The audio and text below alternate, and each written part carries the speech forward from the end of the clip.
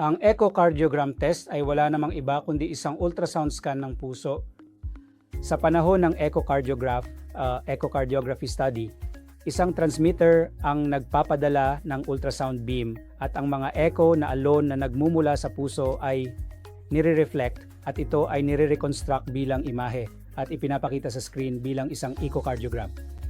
Sa echocardiogram, sinusuri natin ang estruktura ng puso at sa pamamagitan ng paggamit ng iba pang mga pamamaraan tulad ng Doppler studies at iba pa, sinusuri natin ang paggana ng puso.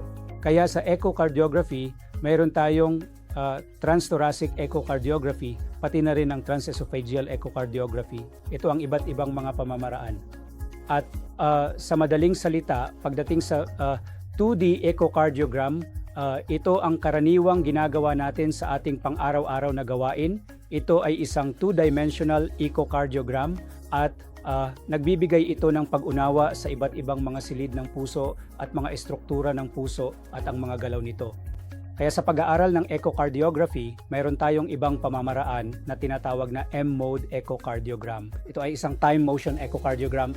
Nagbibigay ito ng isang single beam ng ultrasound analysis. Kaya gamit ang M-mode echocardiography na ito, sinusuri natin ang iba't ibang mga sukat tulad ng ano ang laki ng puso, ano ang lapad ng particular na estruktura at ano ang haba at lalim.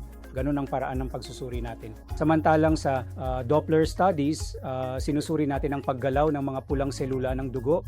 Batay doon, sinusuri natin ang iba't ibang presyon sa loob ng puso at mayroon ding isa pang paraan sa 2D echocardiography na tinatawag na color Doppler studies.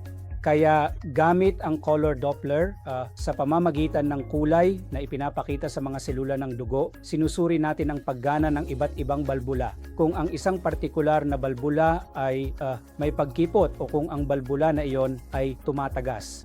Kaya batay sa color coding, sinusuri natin ito at maaari rin nating malaman kung may mga abnormal na koneksyon sa pagitan ng mga silid ng puso, batay sa direksyon ng daloy at iba pa.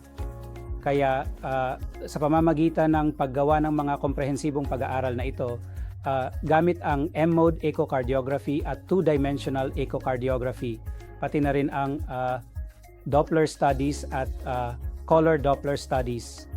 Kaya masusing susuriin natin ang istruktura ng puso pati na rin ang paggana nito. Noong mga unang panahon, karaniwan naming ginagawa ang cath study, isang technique na tinatawag na cath studies para maintindihan ang mga presyon sa loob ng puso sa pamamagitan ng paglalagay ng mga catheter sa loob. Isa itong invasive na pamamaraan.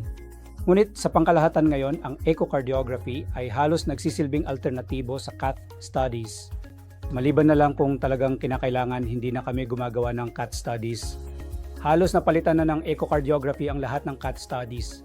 Kaya naman, napakagandang kasangkapan nito at tumatagal lamang ng 5 hanggang 10 minuto para makagawa ng isang komprehensibong echocardiography study. At nagbibigay ito ng detalyadong impormasyon tungkol sa estruktura at paggana ng puso.